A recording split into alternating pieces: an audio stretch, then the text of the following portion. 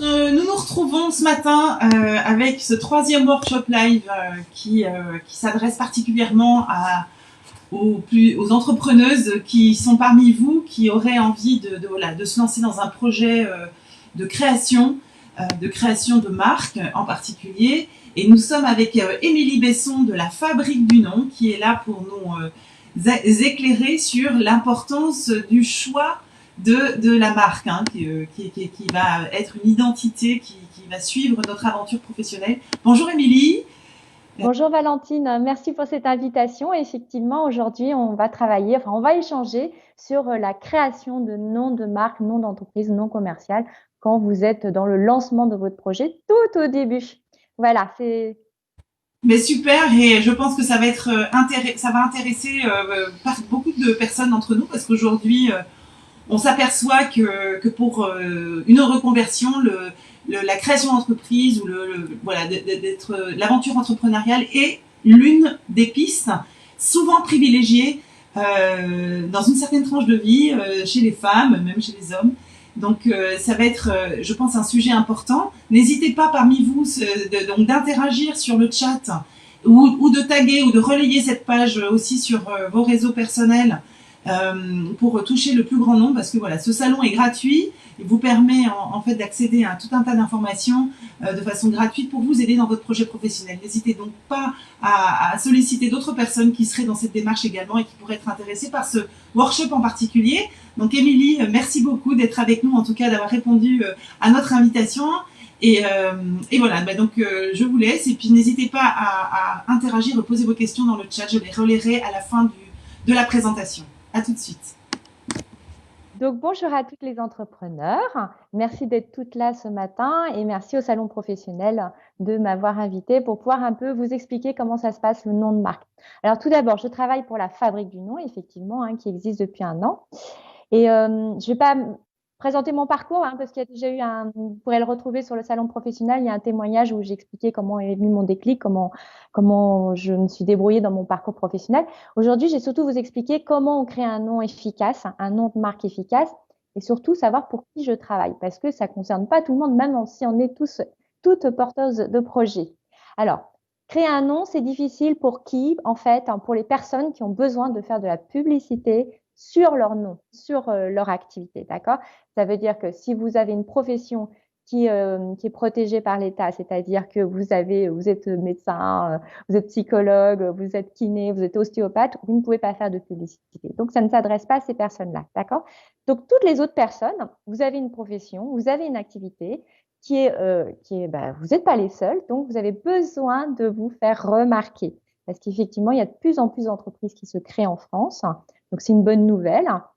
Et c'est compliqué quand même de se détacher dans son propre secteur d'activité, dans votre secteur d'activité. Donc, les problématiques que vous pouvez rencontrer dans le nom de marque, c'est bien souvent, par exemple, vous avez un nom. Vous avez passé du temps à le chercher, vous avez un nom. Et bien, vous avez envie de le déposer parce que la meilleure chose, effectivement, pour démarrer son entreprise, c'est de déposer ce nom auprès de l'INPI, l'Institut national de la protection intellectuelle. C'est ce qui vous protège pour pouvoir, en fait, développer votre activité et puis la faire évoluer sans être accusé un jour ou l'autre d'avoir reproduit le nom de quelqu'un ou d'avoir copié le nom de quelqu'un. Donc ça arrive. Ne vous détrompez pas, ça arrive très souvent. Donc, du coup, vous avez trouvé un nom et ce nom-là, il ressemble au nom de quelqu'un d'autre. Je dis et il ressemble, ça ne veut pas dire que c'est exactement le même. Mais du coup, vous pouvez faire de l'ombre à une autre entreprise, d'accord? Donc, c'est un gros problème parce que souvent, les entrepreneuses, quand elles ont trouvé ce nom-là, eh bien, elles sont contentes parce que ça répond à plein d'univers et surtout, s'aligner à leur personnalité et puis à leur clientèle. Donc, c'est pour ça que c'est compliqué pour elles, finalement, de faire ce deuil de ce nom de marque et de pouvoir changer de nom. Et c'est pas facile de repartir à zéro dans cette cogitation intellectuelle parce que ça prend du temps. Il faut pas croire, ça arrive pas comme ça tombe pas du ciel un matin quand on se réveille. C'est un travail de réflexion. C'est une stratégie, vraiment d'entreprise pour savoir quel nom va être percutant en face pour votre clientèle et puis qui soit aligné, qui représente vos valeurs. Et puis, bien sûr, qu'il soit disponible. Vous voyez, donc c'est pas évident. Il y a plein de paramètres à prendre en compte. Donc, il y a ces personnes-là. Et puis, il y a d'autres personnes aussi, d'autres entrepreneurs qui se retrouvent dans une situation où elles peuvent être à plusieurs à créer une entreprise, hein. Ce qu'on appelle l'économie sociale et solidaire. Elles ont un style de management qui prend en compte, en fait, l'esprit d'équipe. Donc, trouver un nom dans une équipe, c'est pas évident. C'est très compliqué parce que la difficulté, c'est qu'on va trouver un nom qui va plaire à l'équipe, mais peut-être qu'à l'intérieur, eh bien, ça va pas transparaître l'identité de chacune. Et que cette identité, il faut qu'elle puisse évoluer sur le long terme. Parce que quand on crée un nom de marque, c'est pas pour tout de suite, d'accord? Donc, c'est compliqué aussi pour ces personnes. Je peux intervenir là aussi. Ce qui peuvent être compliqué, c'est que comme on est de plus en plus à créer une entreprise, à créer un nom de marque, eh bien, la disponibilité, elle est moindre, forcément. Donc, il faut que ce nom, il soit efficace, comme je vous l'ai dit tout à l'heure. Donc, on peut trouver un nom, avoir réfléchi, mais il peut lui manquer certains critères, comme par exemple, il sera difficile à retenir. Pour vous, c'est évident parce que vous êtes dans votre univers, mais il sera difficile à retenir soit à l'oral, soit tout simplement à l'écrit, d'accord? Donc ça, il va falloir voir tout ça. Et puis, il y en a d'autres, le nom, il va plaire à leur clientèle. Elles auront fait un petit sondage autour d'elles, au niveau de leur entourage, mais aussi au niveau de leur future clientèle, donc leur prospect. Le nom, il plaît vraiment à tout le monde, et bien sauf à une personne, à la porteuse de projet. Donc, c'est embêtant parce qu'en fait, le nom, il vous sert à vous lancer, il vous sert à vous présenter exactement.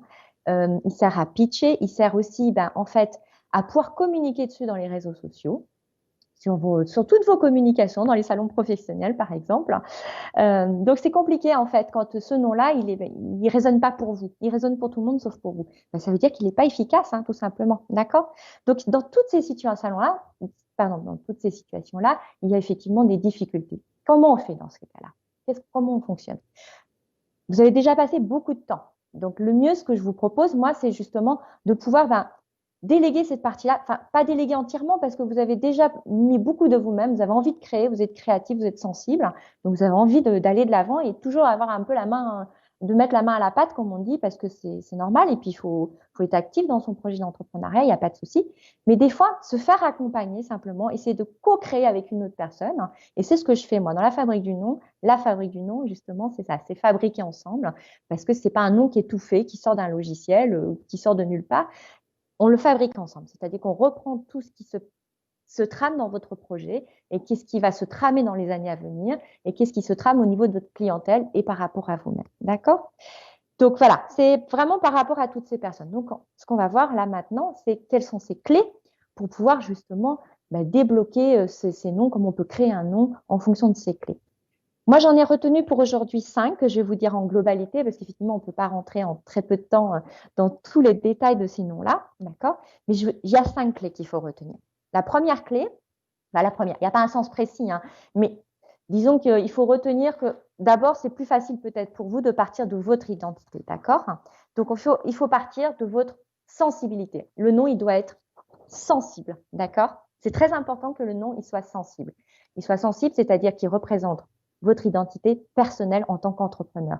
Dedans, il doit y avoir les émotions. Votre nom doit transcrire les émotions positives de votre marque, de vos produits, de vos services et de votre personnalité, d'accord?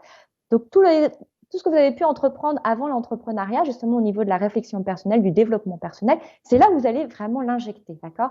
C'est-à-dire que vous allez reprendre vos forces, vous allez travailler sur votre personnalité, donc sur vos qualités, sur votre valeur ajoutée. Ça, il faut qu'on puisse le voir dans ce nom. Donc, ce nom, il doit être sensible, d'accord? C'est ce qui détermine votre identité personnelle. Ensuite, le nom, la deuxième chose auquel il faut faire très, très attention, c'est que le nom, eh bien, il doit avoir du sens pour votre clientèle. Du sens pour vous, on l'a vu, par rapport à votre identité, mais il doit avoir du sens par rapport à votre clientèle. C'est-à-dire qu'en dehors de tout ce qu'on a pu dire, le nom, il doit être harmonieux. Il doit être harmonieux par rapport au langage, au vocabulaire que votre future clientèle va utiliser, d'accord? Il faut qu'il puisse anticiper aussi cette clientèle, parce que cette clientèle, aujourd'hui, là, elle a tel âge, elle fait telle chose, mais dans 10 ans, dans 5 ans, parce que votre nom de marque, il est fait pour durer. Dans 5 ans, cette clientèle, elle va évoluer, d'accord?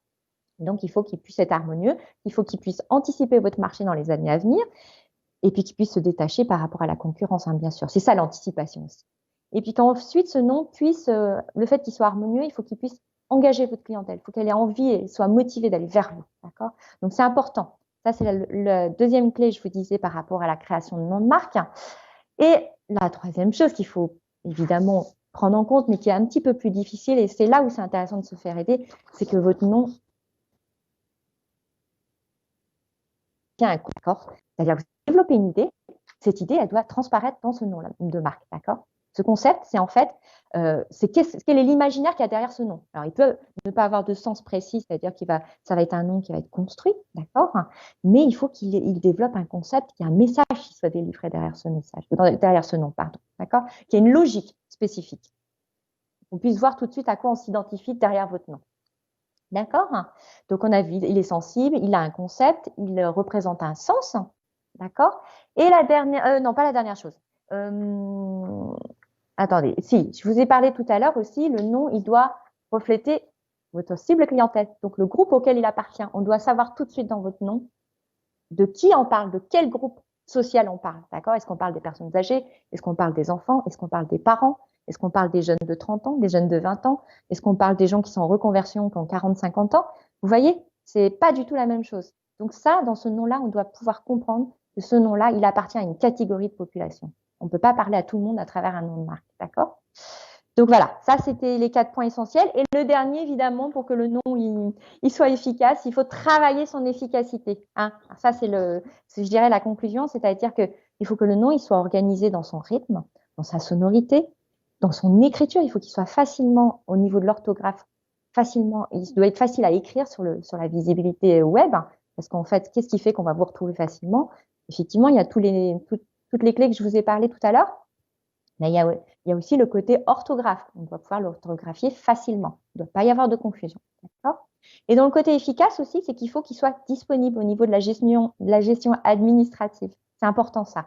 La gestion administrative, c'est-à-dire que au niveau de la visibilité, les serveurs, les moteurs de recherche Internet, il faut qu'ils soient disponibles, qu'il n'y ait pas d'autre nom de domaine qui ait le même nom. Au niveau de l'INPI, il soit disponible, donc il faut faire une recherche approfondie des noms identiques et des noms similaires. Donc ça, le nom, si vous avez tout ça, travaillé tout ça avant, il faut que maintenant il soit efficace à ce niveau-là, d'accord? Donc souvent ça c'est compliqué. Il faut vraiment avoir cette gymnastique pour vérifier. Et puis évidemment, comme je l'ai dit tout à l'heure, il faut que ce message il délivre bien le message, le marketing de votre produit ou de votre accompagnement. Il ne faut pas l'oublier. Il n'est pas là juste pour vous faire plaisir. C'est normal, on est fier de son nom, mais il faut aussi qu'il puisse délivrer un message qu'on comprenne, d'accord?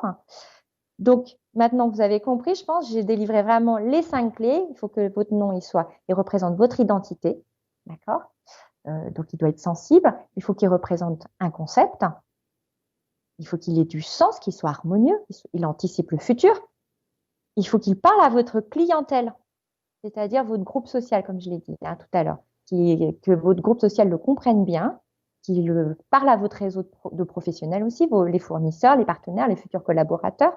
Voilà. Donc, il y a ces 5 clés-là qu'il faut vraiment, vraiment retenir. J'espère que vous avez bien compris ces mots-là.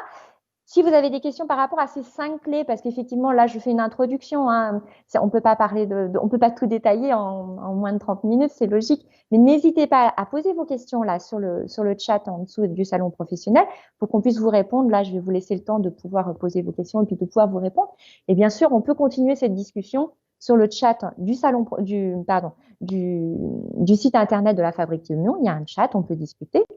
Et puis aussi, ce que je peux vous proposer, c'est qu'il y aura d'autres lives que je proposerai sur le Facebook de la Fabrique du Nom, où on reprendra chacun de ces points. Le point sensible, le point conceptuel, le point du sens de l'harmonie, le point sur le groupe social et sur l'efficacité. D'accord? Ce sont ces 5 clés-là qu'il faut retenir pour votre nom. Donc, s'il y a une de ces clés-là où vous avez une problématique, vous avez du mal à travailler, on pourra revenir là-dessus et détailler chacun de ces points mardi prochain à la même heure. Voilà.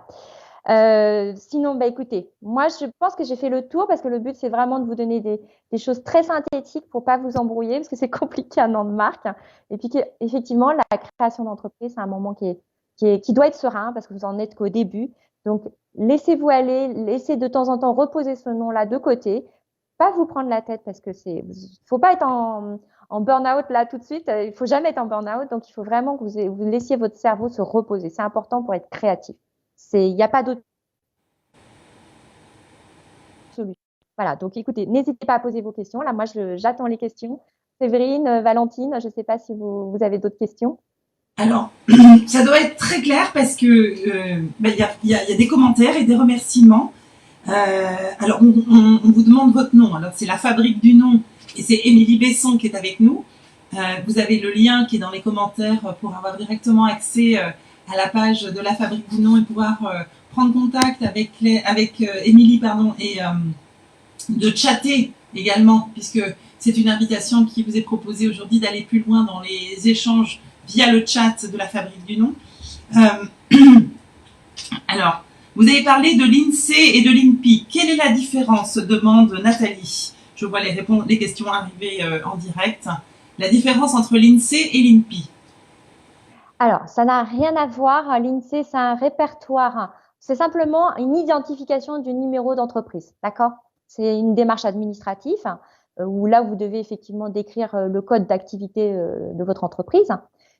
C'est obligatoire, mais ça n'a pas d'engagement. Vous pouvez le changer quand vous voulez, le numéro d'activité. D'accord? Ça, c'est autre chose. Ça n'a rien à voir avec le nom de marque.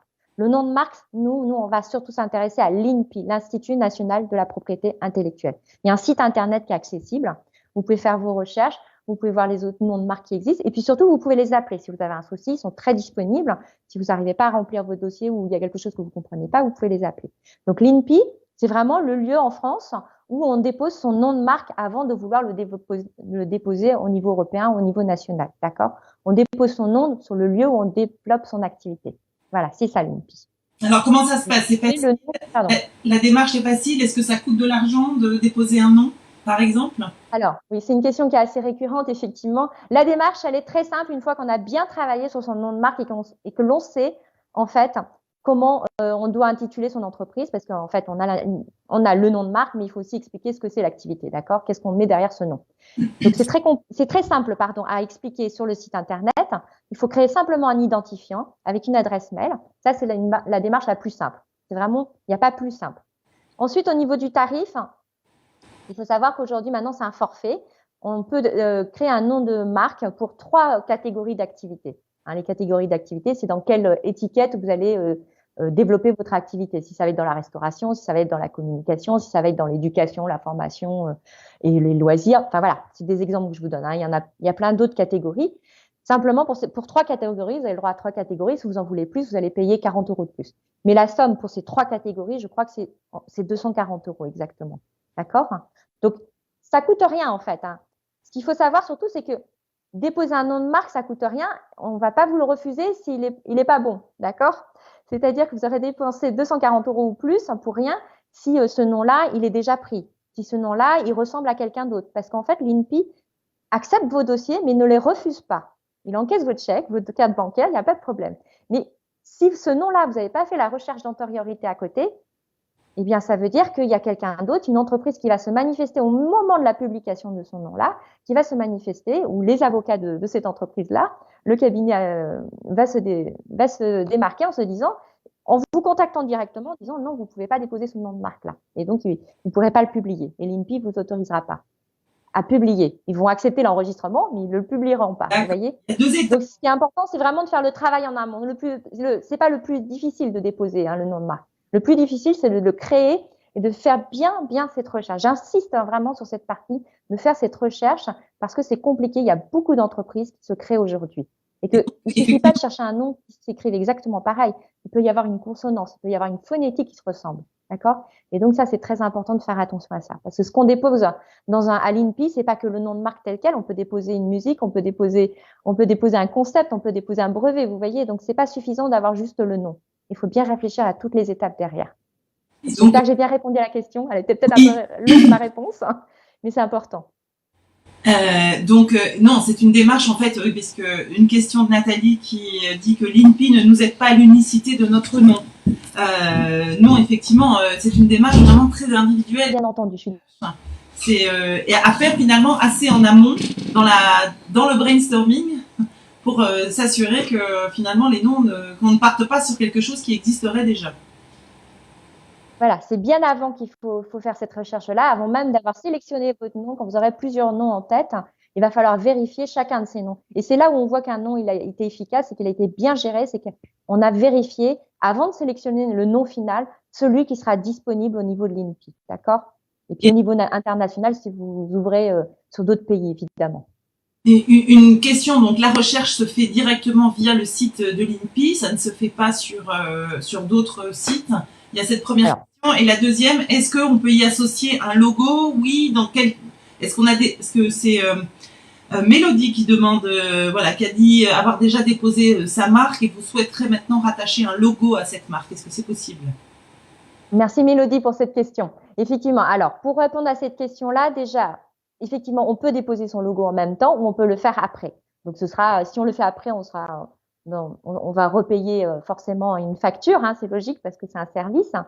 Mais effectivement, on peut tout déposer ou déposer que son nom ou déposer son nom avec sa marque. Donc ce sera une marque avec une forme graphique, d'accord? On appelle ça, alors, il y a la marque verbale, il y a la marque graphique. Enfin, voilà, il y a plein de catégories, mais vous pourrez le faire après coup. Il n'y a aucun souci parce qu'effectivement, un logo peut évoluer. Donc on est amené, il y a des grandes marques qui sont amenées à changer leur logo. Donc c'est pour ça aussi qu'on peut le faire de manière différée. D'accord? Et alors, j'ai oublié la première question, je crois. C'était à savoir sur quel site, c'est bien sur le site de l'INPI que l'on fait ces recherches en fait.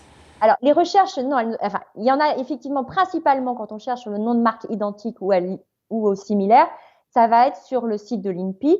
Il y a un site qui est gratuit et en plus, il faut faire une recherche approfondie où c'est 80 € en plus où on vous envoie un fichier.